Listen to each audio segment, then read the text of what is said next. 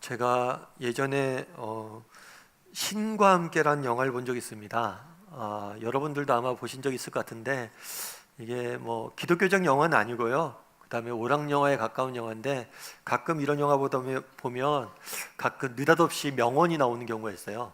명대사라고 하죠. 제가 영화를 보면서 그런 대사가 나오더라고요.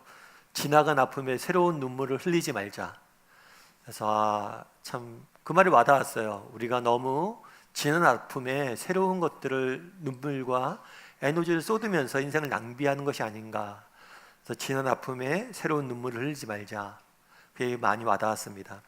그리고 또 이 영화에 보면 그런 표현이 나와요. 어떤 표현이 나오냐면 상황이 나쁠 뿐 나쁜 사람은 없다. 예를 들면 그런 거죠. 전쟁이 났어요. 전쟁이 나서 적군을 제가 죽입니다.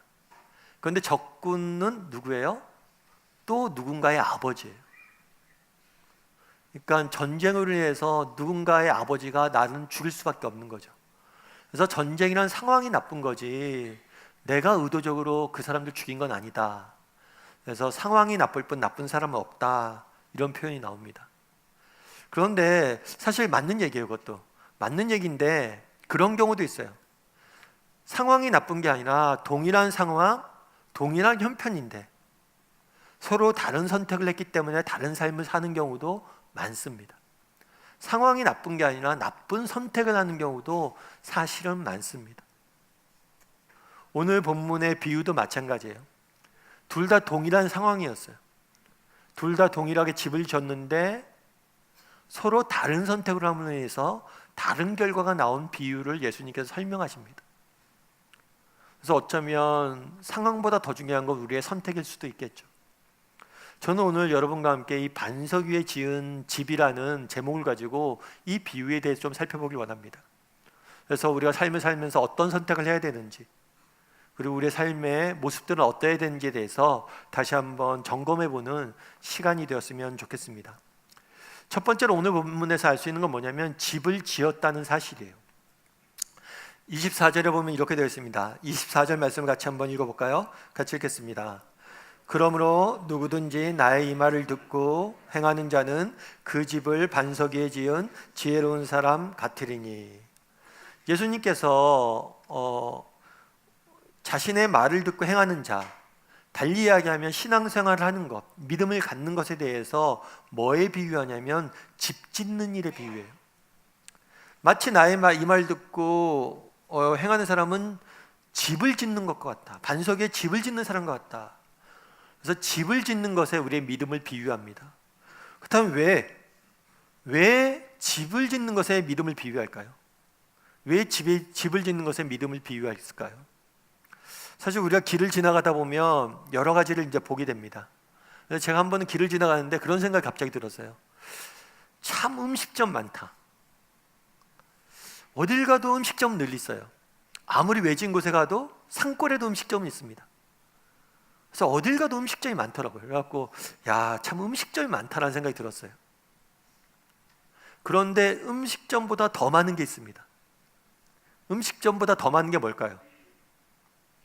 그건 집이에요. 집. 어딜 가나 집이 없는 곳이 없어요. 그리고 우리도 그렇죠. 결혼을 할 때 제일 먼저 무엇을 알아봅니까? 집을 알아보죠. 그리고 어디 이사를 가거나 새로운 곳에 살아갈 때도 늘 제일 먼저 집을 알아봅니다. 왜 그날에 예수님께서 믿음을, 신앙을 집 짓는 일에 비유했을까요? 믿음과 신앙은 마치 집과 같이 우리 생활에 가장 중요한, 그리고 중심이 되는 필수적인 요소라는 거예요. 아는 목사님이 교목으로 계세요. 교목. 학교에 이제 미션 스쿨이라서 그 학교에 이제 목사님을 둬서 애들 신앙 지도를 하고 상담을 하고 개인적인 정서적인 지도를 하는 그런 교목으로 계신데, 한번 이 교목 목사님께서 이렇게 아이들의 신상 카드를 쭉 둘러봤대요. 어떤 애가 있나 우리 학교에 쭉 둘러보는데 한 아이가 특이한 아이를 발견했대요. 그 아이는 이제 신상 카드를 보는데 그렇게 써 있더래요. 취미란에 기독교 이렇게 써 있더래요. 취미란에 기독교라고 써 있어서 마치 등산이나 뭐 여행이나 운동이나 이런 것처럼 취미로 기독교를 삼고 있는 거죠. 그러면서 얘가 엉뚱한데 적었네 이런 생각을 하면서도 동시에 그런 생각이 들었대요. 혹시 우리는 어떨까? 우리는 혹시 취미란에 기독교를 적고 살아가는 사람들은 아닐까? 그날의 예수님께서는 집 짓는 일에 믿음을 비유합니다. 너희의 신앙은 집을 짓는 것처럼 중요한 일이다 라고 이야기합니다. 여러분, 우리는 어떻습니까? 우리는 정말 이 믿음을 정말 내 인생에 그렇게 중요한 요소로 생각하고 있습니까? 우리 자녀들에게 많은 것을 가르칩니다. 근데 우리 자녀들에게 가르칠 때 정말 믿음과 신앙을 가장 중요한 요소로 두고 있습니까? 혹시 우리는 취미로 기독교인이 되진 않았습니까? 혹시 우리는 취미로 기독교를 가지라고 자녀들에게 이야기하고 있진 않습니까?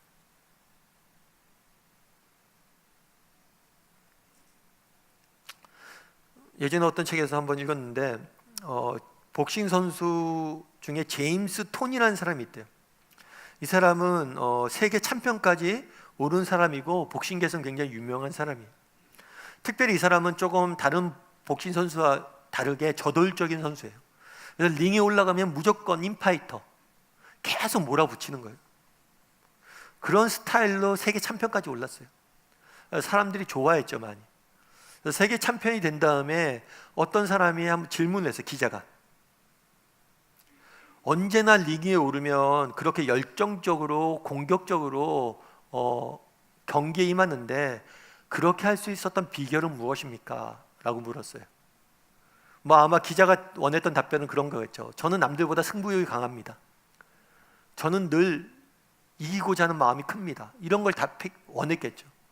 그런데 예상외의 답변이 나왔다고 그래요. 의외의 답변이 나온 거죠. 뭐라고 이 선수가 답했냐면, 왜 이렇게 미친 듯이 싸우는지 궁금하시다고요? 이유를 설명드릴까요? 사실 저는 어렸을 때 아버님이 저희를 버렸습니다. 그래서 어머님 혼자 저희 형제를 키우느라고 너무나 고생하셨어요. 그걸 보고 어렸을 때부터 아버지에 대한 미움이 있었습니다. 그래서 링 위에 오르면 상대방을 저의 아버지라고 생각합니다. 나를 아버지라고 생각하면 마음껏 상대방을 두드려 패게 되죠. 이렇게 답한 거예요. 그 사람이 복싱하는 이유, 경기에 오르는 이유는 미움과 분노예요. 그 사람의 삶의 중심에는 아버지에 대한 미움과 분노가 자리 잡고 있는 거죠. 여러분, 우리의 삶의 중심에는 무엇이 있습니까? 지난 한 주간 여러분 삶 가운데 여러분 삶의 중심엔 무엇이 있었습니까? 여러분들이 소중히 여기고 여러분들을 살아가게 하고 여러분들을 움직이게 했던 동력은 무엇입니까? 그날에 왜 예수님께서는 집 짓는 일에 비유하셨습니까? 우리 삶의 중심에 하나님의 사랑을 알고 그 사랑을 전하는 것, 그것이 되었으면 좋겠다는 것. 누구나 우리의 삶의 중심에 있는 것이 있습니다. 그것이 이 복싱 선수처럼 미움일 수도 있고, 어떤 사람은 욕망일 수도 있고, 다양한 삶의 중심에 무엇인가를 쫓고 우리는 살아갑니다. 우리의 삶의 중심에는 무엇이 있냐는 것. 바라기는 우리 다음의 식구들이 정말 하나님의 사랑을 우리의 삶의 중심에 두었으면 좋겠습니다. 그리고 그것 위에 우리의 삶을 건설해 갔으면 좋겠습니다. 그랬을 때 우리의 삶은 꽃필 겁니다. 그날에 예수님께서 집 짓는 일에 비유하신 이유도 그것입니다. 우리 다음의 식구들이 정말 우리 삶의 중심에 믿음을, 신앙을, 정말 예수님의 사랑을 둘 줄 아는 저와 여러분이 되기를 주님의 이름으로 소원합니다. 두 번째로 집을 짓기 시작했을 뿐만 아니라 집을 완성했습니다. 26절과 27절 말씀을 같이 한번 읽어보았으면 좋겠습니다. 같이 읽겠습니다. 나의 말을 듣고 행하지 아니하는 자는 그 집을 모래 위에 지은 어리석은 사람 같으리니 비가 내리고 창수가 나고 바람이 불어 그 집에 부딪힘에 무너져 그 무너짐이 심하니라. 집을 짓기 시작했을 뿐만 아니라 둘 다 집을 완성했어요. 달리 이야기하면 집을 완성했으니까 뭐예요? 집 안에 들어가서 안락하게 살 수 있는 거죠. 지낼 수 있는 거예요. 그래서 나는 집이 있다, 나는 집을 만들었다 라고 생각하기 쉽습니다.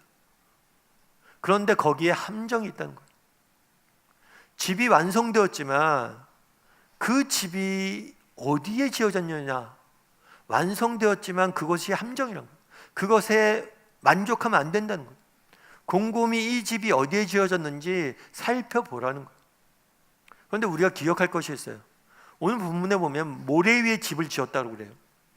여러분 예전에 어렸을 때 뭐 해수욕장 가면 모래로 이렇게 무슨 집 같은 걸 짓잖아요.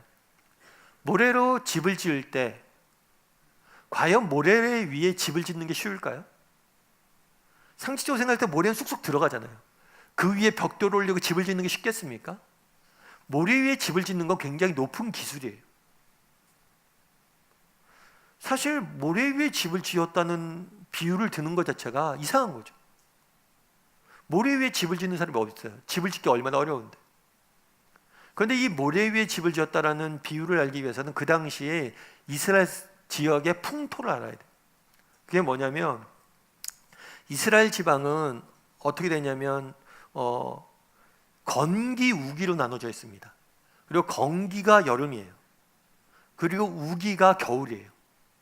보통 사람들은 겨울에 비가 많이 오고 날씨가 춥기 때문에 여름에 집을 짓습니다. 여름에 집을 짓는데 여름에 집을 지을 때 조심해야 될 게 있어요. 그건 뭐냐면 여름엔 비가 안 오기 때문에 흙이 좀 굳습니다. 흙이 딱딱하게 굳어요. 그래서 마치 그 위에다 집을 져도 될 것처럼 느껴집니다. 그래서 흙 위에다 집을 짓는 경우들이 있어요. 그런데 겨울이 되면 다시 뭐가 됩니까? 비가 내려요. 그럼 이 딱딱한 흙이 수분을 먹으면서 무너지는 경우가 있는 거예요. 그래서 모래 위에 집을 지었다는 것은 이 딱딱해진 흙 위에 집을 지었다는 거예요. 그래서 비가 오니까 이 흙이 무너지면서 집이 무너지게 된다는 거예요. 딱딱한 흙 위에 집을 지어서 니네가 안전하다고 생각하는데 그렇지 않다는 거예요. 겨울에 비가 오면 이거 다 무너지게 되어 있다는 거예요. 그럼 원래 건축은 어떻게 됩니까? 흙 위에다 집을 짓지 않고 흙을 파서, 딱딱한 흙을 파서 돌이 나올 때까지 판 다음에 돌 위에다 집을 짓게 되어 있어요. 돌 위에다 집을 지어야지 흙 위에다 집을 지으면 안 된다는 이야기죠. 그렇다면 왜 사람들이 흙 위에다 집을 지을까요? 반석까지 흙을 파서 집을 짓는 건 어렵기 때문이에요. 그래서 쉽게 집을 지으려고 흙 위에다 짓는 거예요. 오늘날 우리 사회의 가장 큰 문제점 중에 하나는 그거라고 그러더라고요. 이지고잉. 쉽게 무엇인가를 성취하려고 하는 거죠. 사실 쉽게 무엇인가 성취하려고 하니까 편법도 쓰고, 쉽게 무엇인가 성취하려고 하니까 조금만 힘들어도 포기하는 거죠. 그래서 사실 요즘 젊은이들이 직장생활 하다가 조금만 힘들면 그만둔다고 그러죠. 과거와 달리 인내하고 정말 어려움 속에도 돌파하고 끝까지 참고, 이런 것들을 다음 세대에 많이 못 가르쳤어요. 신앙도 마찬가지란 거예요. 예수님을 믿는 게 쉽지가 않죠. 정말 주일날 나와서 이렇게 예배 드리는 거, 쉬지 않고 예배 드리는 거 쉽지가 않죠. 예배 드리는 것뿐만이 아니죠. 예배도 드리는데 정말 내가 몸된 교회 다니면서 봉사도 해야겠다, 예배 드릴 뿐만 아니라 봉사도 하고, 이런 게 쉽지가 않죠. 그리고 예배 신앙생활을 해도 그냥 단순히 주일 예배만 나오는 것이 아니라 정말 주중에 다락방 모임도 하고 부서 모임도 가서 내가 열심히 성경도 배우고 공부도 하고 큐티도 하고, 쉽지 않죠. 어렵죠. 투자해야 되죠.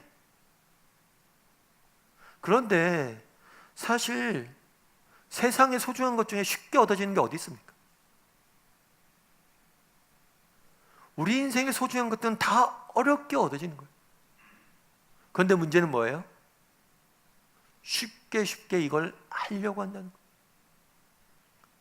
비록 정말 믿음을 갖고 또 세상 속에서 믿음을 지키는 일들 쉽지 않지만, 너희가 정말 어렵지만 그것이 소중한 것이니까 수고해서 하라는 거예요.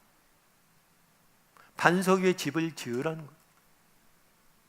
그날에 왜 모래 위에 집을 짓는 비유를 드셨습니까? 이지고잉을 조심하라는 거예요. 정말 가치 있는 것은 반드시 땀을 요구합니다. 그걸 기억하고 정말 너희의 믿음을 수고해서 땀 흘려서 가꾸라고 말하는 거예요. 그랬을 때 어떤 결과가 있습니까? 비가 내리고 창수가 나고 바람이 분다라고 이야기해요. 사실 우리가 오해하면 안 되는 게 뭐냐면, 살다 보면 우리 인생에 비가 내리고 창수가 나고 바람이 부는 경우들이 있습니다. 오늘 본문에 보면 반석 위에 지은 사람도 그렇고 모래 위에 지은 사람도 동일하게 공통점이 있어요. 둘 다 집을 완성했고 둘 다 인생의 폭풍을 만났다는 거예요. 우린 자칫하면 내가 예수를 믿고 믿음이 좋으면 폭풍을 안 만난다고 생각을 해요. 그렇지 않아요. 시련이 없는 신앙생활은 없습니다. 다만 정말 이 폭풍을 만났을 때, 인생의 어려움들을 만났을 때 정말 너희가 반석 위에 집을 지으면 이겨낼 수 있다는 거예요. 여러분, 다이아몬드를 아시죠? 다이아몬드가 이게 진짜인지 가짜인지 구별하는 방법이 있대요. 그건 뭐냐면, 다이아몬드 감정사한테 맡기는 게 제일 좋죠. 근데 간단하게 구별하는 방법은 물속에 담궈보면 된대요. 다이아몬드는 표면이 물과 흡착성이 떨어져요. 그래서 물속에 들어가면 더 반짝입니다. 그런데 가짜 다이아몬드는 물속에 들어가면 빛을 잃어버린대요. 믿음도 마찬가지. 정말 우리의 믿음이 언제 빛나느냐? 평소엔 몰라요. 내가 얼마나 믿음을 잘 지키고 있고 얼마나 수고하고 애썼는지 아무도 몰라요. 그런데 정말 인생의 폭풍과 닥쳤을 때 우리가 얼마나 정말 반석 위에 집을 지었는지, 얼마나 우리의 믿음이 순전한지는 그때 알 수 있다는 거예요. 일본에 가면 유명한 건축물 중에 하나가 있습니다. 그건 동경의 임페리얼 호텔이라는 곳이에요. 이 호텔은 원래는, 지금은 새로운 건물로 다 바뀌었습니다. 근데 이 호텔은 미국에 있는 건축가인 프랭클 로이드 라이트라는 사람이 지었어요. 이 사람이 이 호텔 공사를, 유명한 건축가예요. 호텔 공사를 맡았습니다. 그리고 호텔 공사를 맡고 공사를 짓는데 기초 공사만 2년을 짓는 거예요. 그래서 많은 사람들이 이 사람 비난했어요. 아니, 공기가 그렇게 길어지면 어떡하냐? 기초 공사하는데 뭐 그렇게 오래 하냐? 그래서 기초를 짓는데 2년이 걸렸고 나머지 2년이 들어서 호텔을 지었어요. 그러니까 총 4년이 걸린 거죠. 그래서 대표적인 실패한 건축물로 그 당시에 많이 알려졌습니다. 그래서 프랭클 로이드 라이트의 건축 운명은 끝났다, 뭐 이런 얘기가, 경력은 끝났다, 이런 얘기도 나돌았어요.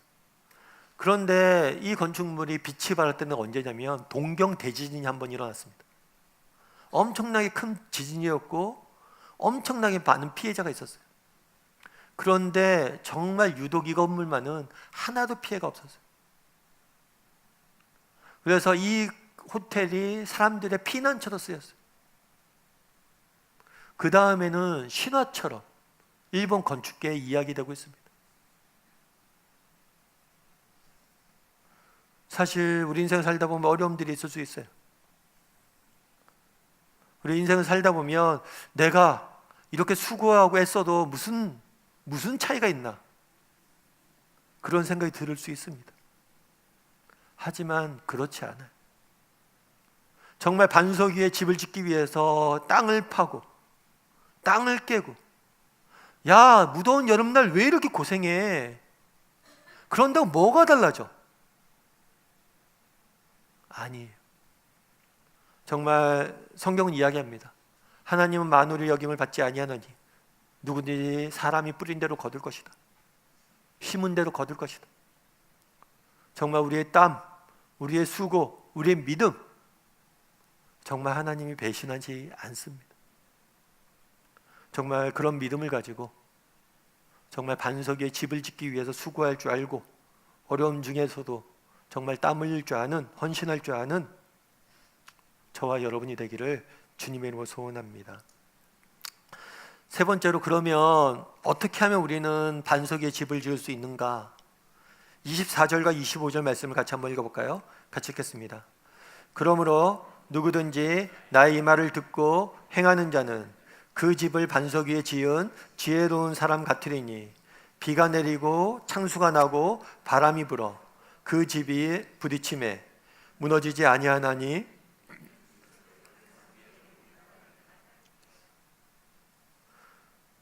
둘 다 집을 지었지만 하나의 집은 무너지고 하나의 집은 무너지지 아니했어요.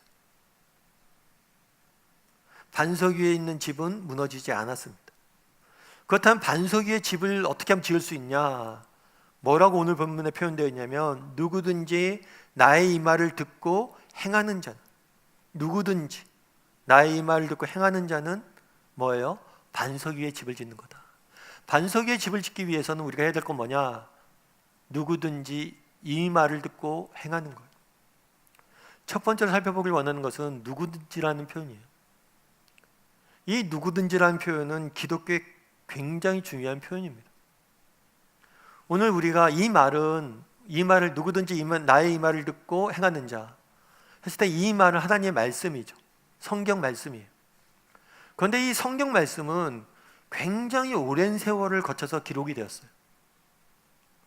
근 2000년 가까운 시간들을 통해서 모세부터 시작을 해서 요한까지 하나님의 말씀을 기록을 했어요. 그런데 이 기록한 걸 보면 상황이 다 달라요. 모세처럼 민족의 지도자가 기록한 경우도 있습니다.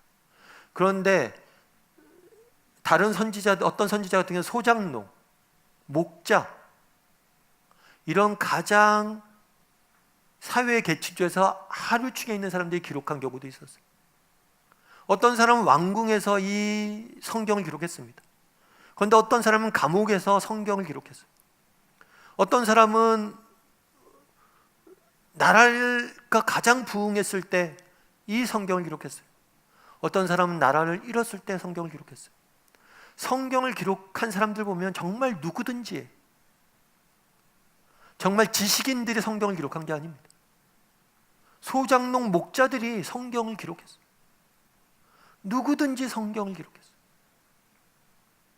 다양하고 폭넓은 사람들이 성경을 기록한 모습을 성경을 보게 됩니다. 뿐만 아니에요. 성경을 읽는 것도 마찬가지예요. 여러분, 많은 사람들이 그런 얘기를 해요. 우리나라 사람 같은 경우에는 예수님 믿으세요, 기독교 믿으세요 그러면 왜 남의 나라 종교를 믿느냐고 이야기합니다. 그렇다면 성경은 어느 나라 종교일까요?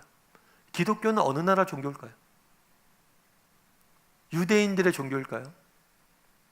유대인들은 안 믿습니다. 지금 기독교는 어느 나라 종교일까요? 미국의 종교일까요? 기독교는 유대 지역에서 시작했어요. 그런데 그 중심이 곧바로 남유럽으로 넘어갔습니다. 그리고 그 중심이 곧바로 서유럽으로 넘어갔어요. 그리고 그 중심이 미국으로 넘어갔어요. 그 중심이 지금은 아시아와 남미와 아프리카로 넘어가고 있습니다. 미국의 기독교가 오늘 한국의 기독교에서 배워요. 기독교는 누구든지가 중요한 표상입니다. 어느 나라에 속한 종교가 아니에요. 정말 다양한 사람들이, 정말 지식인에서부터 시작해서 문맹인 사람까지 다 기독교를 받아들이고 기독교를 자신의 신앙을 고백하고 기독교인이 되는 종교. 어떤 의미에서는 대부분의 종교나 세계관들은 특정 지역이나 특정 계층의 사람들을 벗어나지 못합니다. 무슬림은 중동을 벗어나지 못했어요. 불교와 유교는 동양을 벗어나지 못했습니다. 계몽주의가 말하는 세계관들, 유럽의 지식인들을 벗어나지 못했어요. 어떤 의미에서 가장 보편적이고 가장 폭넓은 세계관은 기독교예요. 그것이 어떻게 가능해졌습니까? 누구든지란 대명제. 정말 하나님의 말씀은 모두에게, 누구에게나 열려 있는 거예요. 그리고 내가 믿을 때 기독교의 세계관은 훨씬 더 풍부해지는 거예요.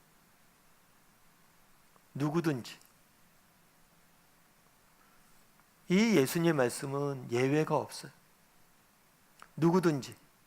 뭐라고 합니까? 나의 말을 듣고 듣는다. 말씀을 배운다는 거죠. 특별히 그 당시 유대인들은 자신은 하나님의 백성이라는 자부심이 있었어요. 그리고 자신은 성경에 대해서 많이 안다라고 이야기했어요. 그런데 그렇지 않다는 거예요. 너희가 듣고 배워야 된다는 거예요. 오늘날 세상 사람들이 기독교에 대해서 많이 오해한다고 합니다. 안타까운 현실이죠. 그런데 세상 사람들이 왜 기독교에 대해서 오해할까요? 어쩌면 우리가 기독교에 대해서 오해하기 때문 아닐까요? 우리가 기독교에 대해 잘 모르기 때문 아닐까요? 배워야 돼. 들어야 돼. 우리는 어떻습니까? 여러분들은 얼마나 배우려고 노력하고 있습니까? 얼마나 들으려고 노력하고 있습니까? 들을 뿐만 아니라 오늘 보면 뭐라고 이야기합니까? 행한다라고 이야기합니다. 들을 뿐만 아니라 행할 수 있어야 돼. 정말 우리가 행할 때 정말 우리는 얼마나 우리가 아는 지식이 훨씬 더 풍요로워져. 예를 들어서 우리가 예수님의 용서를 받았다라고 이야기합니다. 그런데 다른 누군가를 한번 용서해 보십시오. 진짜 이 용서를 행해 보십시오. 그러면 정말 우리가 받은 용서가 얼마나 큰 건지 알 수가 있어요. 아는 것과 행하는 게 하나가 돼야 돼요. 그래야지 우리의 암과 행함은 훨씬 더 풍부해지는 거예요. 그날에 이야기합니다. 너희가 반석 위에 집을 졌으면 좋겠다. 어떻게 반석 위에 집을 지을 수 있습니까? 누구든지 이 말을 듣고 행하는 자. 정말 예수님의 말씀을 듣고 행할 수 있어야 돼요. 정말 하나님에 대해서 아는 것과 하나님을 아는 것과 그 아는 하나님을 행하는 것, 믿고 행하는 것, 이것은 다른 문제입니다. 바라기 우리 다음의 식구들이 누구든지 예외는 없습니다. 말씀을 듣고 행할 줄 아는 그런 사람이 되었으면 좋겠어요. 그랬을 때 우리의 삶의 차이가 만들어지는 거예요. 행복을 찾아서라는 영화가 있습니다. 근데 이 영화는 크리스 가드너라는 월 스미스라는 배우가 주연을 했는데요. 크리스 가드너라는 실존 인물을 영화한 거예요. 이 실존 인물은 어떤 사람이냐면 어머니가 미혼모예요. 아버지 없이 태어난 거죠. 그런데 이 어머니가 새롭게 결혼을 했어요. 아이를 낳은 다음에. 그런데 이 양아버지가 어머니와 자녀들을 때립니다. 폭력이 너무 심해요. 그래서 8살 때 이 주인공이 8살 때 어머니가 집에 불을 질러요. 아버지를 죽이기 위해서. 그리고 어머니는 감옥에 갑니다. 졸지에 고아가 된 거죠. 그래서 입양을 돼요. 입양이 돼서 어린 시절을 보내게 됩니다. 불우한 가정에 태어났어요. 청년이 돼서는 세일즈맨이 됐습니다. 그래서 결혼도 했어요. 그런데 나중에 어려워졌어요. 그래서 집세도 못 내고 길거리를 쫓겨나게 돼요. 결국에 아내도 떠납니다. 혼자 남은 거죠. 그런데 어린 아들이 있었어요. 그런데 이 어린 아들을 입양 보내거나 다른 기관에 맡길 수가 없었어요. 왜냐하면 자기는 그 버림받는 아픔이 얼마나 슬픈 건지 알았기 때문이에요. 그래서 이 아들을 데리고 지하철 화장실에서 먹고 자면서 재기를 꿈꿉니다. 끝까지 매달려서 노력을 해요. 결국에 이 사람의 성실함이 인정을 받아서 나중에는 직장에 취직하게 되고 또 하나하나 자리를 잡아가게 됩니다. 결국에는 가드너 앤 리치 컴퍼니라는 굉장히 큰 회사의 CEO까지 올라가게 돼요. 그래서 이 사람의 이야기를 영화한 거예요. 그런데 이 사람이 무료 급식소에 있었을 때 그 친구를 그때 만났던 친구가 이런 증언을 해요. 어떤 증언을 하느냐면, 무료 급식소에서 급식을 받는 사람들의 얼굴은 똑같습니다. 한결같습니다. 생김새는 달라도 한결같습니다. 뭐냐면 소망이 없다는 거예요. 같은 표정이란 거예요. 급식소에 줄을 서서 받는 사람들. 그런데 노숙자였던, 그 당시 아무것도 없었던 이 가드너는 다른 모습이었대요. 어떤 모습이 달랐습니까? 그러니까 아이를 안고 있는데 아이를 안고 기도하고 있는 모습을 봤대요. 자기. 삶의 정말 밑바닥에서 한결같이 소망 잃은 얼굴만 하고 있는데 유독 그 중에서 아이를 안고 기도하고 있었대요. 그 모습 보면서 저 친구는 다를 거다라고 생각을 했다고 그러더라고요. 누구든지 나의 이 말을 듣고 행하는 자,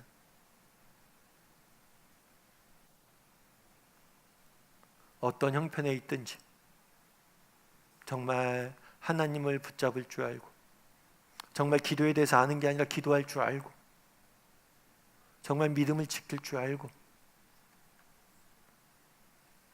정말 그랬을 때 하나님께서 반드시 우리를 지키실 것입니다. 그날에 반석 위에 집을 짓자 이야기합니다. 그럼 너희가 이겨낼 것이다. 바라기는 우리 다음의 식구들이 반석 위에 집을 지을 줄 아는 저와 여러분이 되기를 주님의 이름으로 소원합니다.